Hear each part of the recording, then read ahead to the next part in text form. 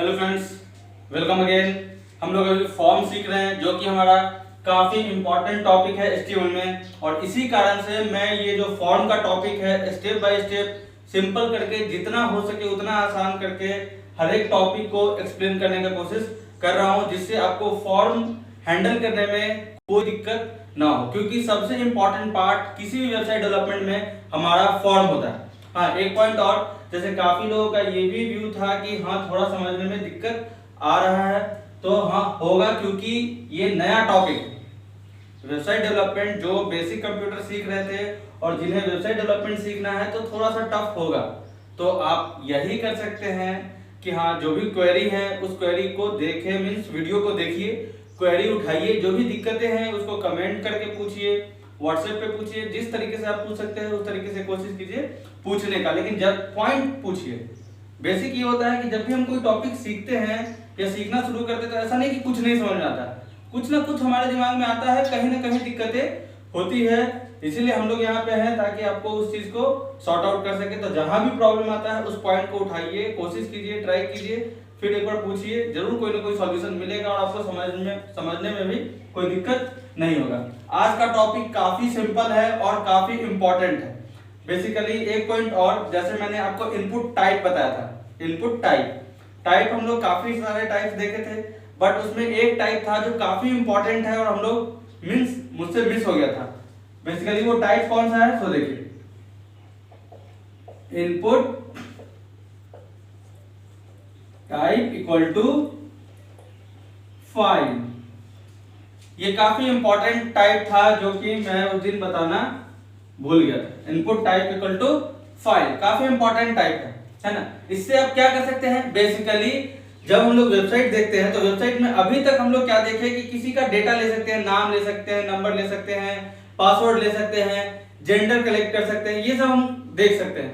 But हम लोग क्या करते हैं, फोटो अपलोड करते हैं, है ना, अपना प्रोफाइल पिक्चर सेट करते हैं। तो ये किसके मदद से होता है, इनपुट टाइप फाइल। तो ये काफी इंपॉर्टेंट टाइप है जो मुझसे मिस हो गया था, तो मैं इसमें कवर अप कर रहा हूं। इसी में अब देखिए ये तो हो गया आपका टाइप। नेम आप अप्लाई कीजिएगा, इनपुट टाइप फाइल नेम मैंने क्या बताया था कि नेम की मदद से हम कोई भी इंफॉर्मेशन पिक कर सकते हैं, उसमें स्टोर कर सकते हैं। तो ये आप ध्यान रखिएगा।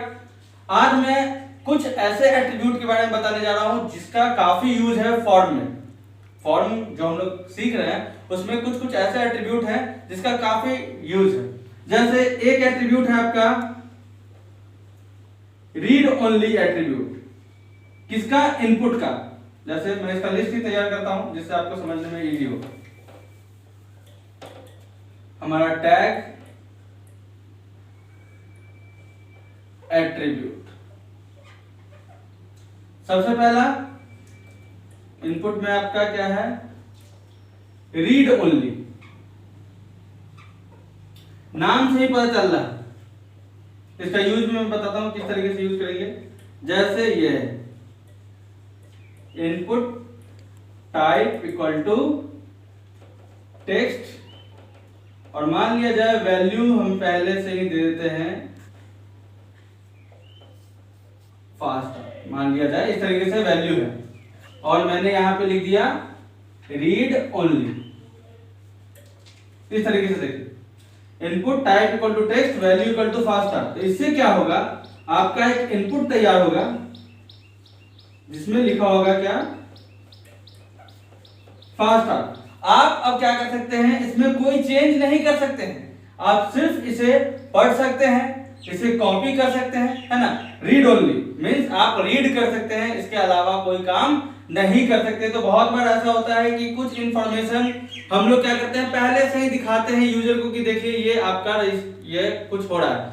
जैसे मान लिया जाए हम लोग बहुत सारे वेबसाइट में ऐसा जरूरत होता है कि रजिस्ट्रेशन नंबर खुद, जो रजिस्ट्रेशन नंबर होता है वो खुद क्या होता है, वेबसाइट से जनरेट होकर के आता है, ऑटोमेटिक जनरेशन होता है। जब हम डेवलपमेंट सीखेंगे तो वहां पे हम लोग इस चीज को देखेंगे। तो क्या होता है, रजिस्ट्रेशन नंबर खुद से वेबसाइट डेवलप करके देता है, तो वो वहां पे क्या करता है, ऑटोमेटिक वो फील्ड जो है रजिस्ट्रेशन नंबर फील्ड क्या होगा, वेबसाइट खुद पे खुद देगा, और वहां पे फीचर अप्लाई होगा रीड ओनली, एट्रीब्यूट अप्लाई होगा रीड ओनली। मींस जो यूजर है वो देख सकता है कि हाँ ये मेरा रजिस्ट्रेशन नंबर होने वाला है, लेकिन वो कुछ कर नहीं सकता, है ना। तो इस तरीके से हम लोग क्या कर सकते हैं, रीड ओनली का यूज कर सकते हैं। चलिए एक तो ये हो गया। वैसे ही आपका दूसरा एट्रीब्यूट है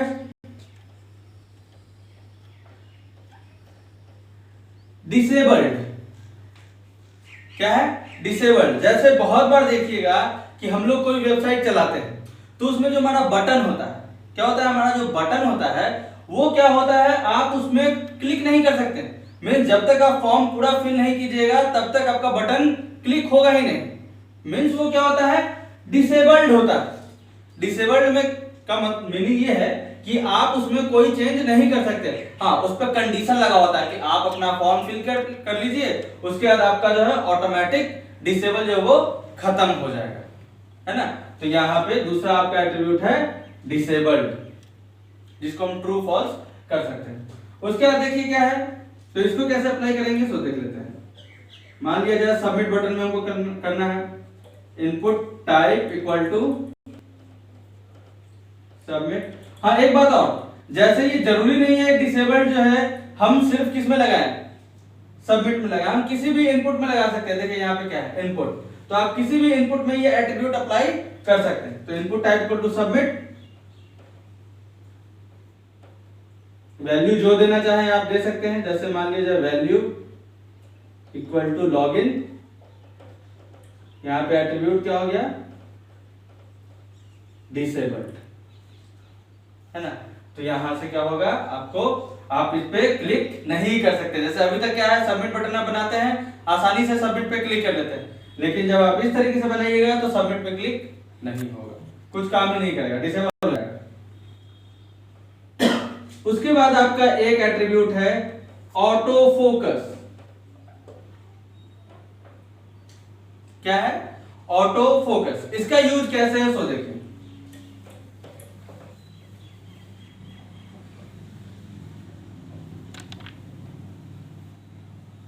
ऑटो फोकस का यूज ऐसे होता है, जैसे मान लिया जाए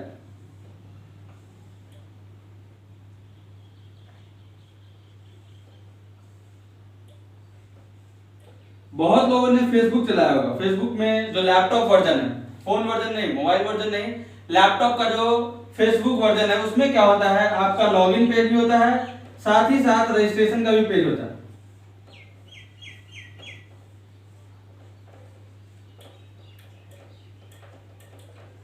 आपका साथ ही साथ क्या है, लॉगिन पेज भी है और साथ ही साथ रजिस्टर पेज भी है। बट ज्यादा फोकस किसको मिलना चाहिए, लॉगिन को, क्योंकि लॉगिन कोई भी इंसान बार बार करता है। देखिएगा एक चीज और ध्यान रखिएगा, हमारा रजिस्टर का पेज ज्यादा बार मिलता है, या कभी भी ओपन करते हैं तो आपको रजिस्टर पेज फर्स्ट टाइम मिलता है या लॉगिन पेज फर्स्ट टाइम मिलता है।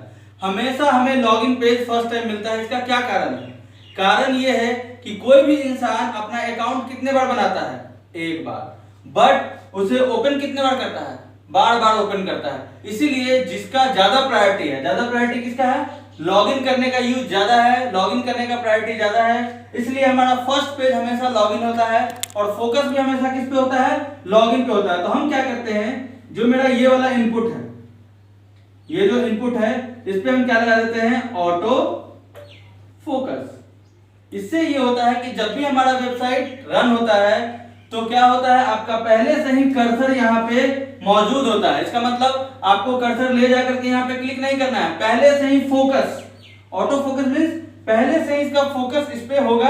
आप ओपन कीजिए, टाइप करना शुरू कर दीजिए। तो हमेशा हम लोग वेबसाइट जब भी डेवलप करते हैं तो ये छोटे छोटे माइन्यूट चीजों पे भी ध्यान रखते हैं, जिससे कि सामने वाला जो यूजर है उसको हेल्प मिले, उसको ज्यादा परेशानी ना हो, ज्यादा माउस वगैरह को छेड़ना ना हो, तुरंत तुरंत काम कर ले। तो इसलिए हम लोग ऑटो फोकस का यूज करते हैं, है ना। तो काफी सिंपल है ये पॉइंट। उसके बाद देखिए आपका एक है मैक्स लेंथ।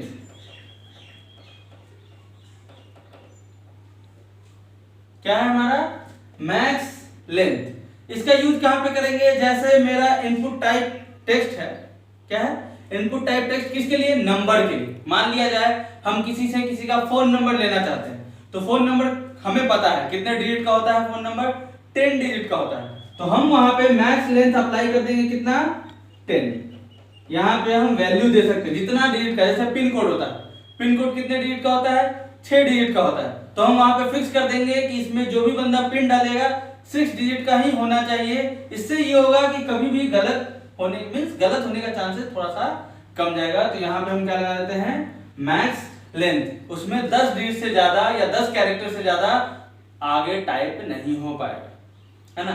तो मैक्स लेंथ इक्वल टू 10। तो ये हमारा क्या है, मैक्स लेंथ एट्रीब्यूट है, काफी सिंपल एट्रीब्यूट है। तो इस तरीके से हम लोग क्या देखें, read only, disabled, auto focus, max length. एक और बहुत ही इंपॉर्टेंट आपका एट्रीब्यूट है,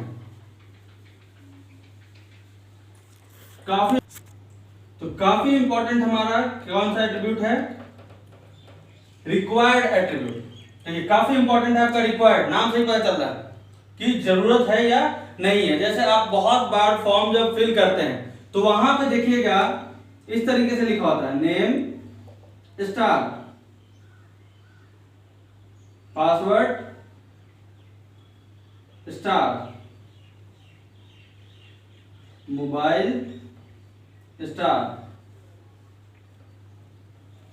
ईमेल, और यहां पे कोई स्टार नहीं। तो यहां पे स्टार का मतलब क्या है, क्या डिनोट हो रहा है स्टार से, ये जो आपका स्टार है ये डिनोट कर रहा है रिक्वायर्ड, मींस आप इस फील्ड को नहीं छोड़ सकते। तो ये तो स्टार सिर्फ डिनोशन है, ये दिखाने का तरीका है, बट इसमें इनपुट कैसे उस चीज को समझेगा ये तो हम समझ जाएंगे। ये हमारे समझने के लिए है कि स्टार लगा हुआ है, इसका मींस रिक्वायर्ड है, बट ये इनपुट को कैसे पता चलेगा ये रिक्वायर्ड है या रिक्वायर्ड नहीं है, उसके लिए हम लोगों को जरूरत होता है रिक्वायर्ड एट्रीब्यूट। अगर हम रिक्वायर्ड एट्रीब्यूट का यूज करते हैं, है ना, और तब अगर हम सबमिट करते हैं और ये फील्ड मेरा खाली है, ध्यान दीजिएगा ये हमेशा कब काम करता है, सबमिट होना चाहिए, क्योंकि सबमिट पे पता चलेगा कि ये जो फील्ड है हमारा, ये जो इनपुट फील्ड है ये जरूरी है या जरूरत नहीं है। तो ये हमेशा सबमिट पे काम करता है। तो इसको आप चेक करने के लिए क्या कर सकते हैं, सो देखिए सिंपल मैं एक आपको एग्जांपल बताता हूं जिससे आप चेक कर लीजिएगा। मान लिया जाए एक फॉर्म बनाइएगा, फॉर्म ये हो गया, उसके बाद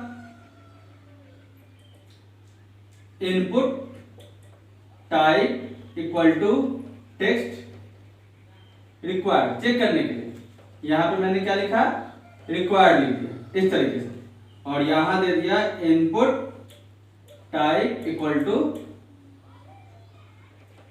सबमिट। अब आपका क्या होगा, इस तरीके से आउटपुट आएगा,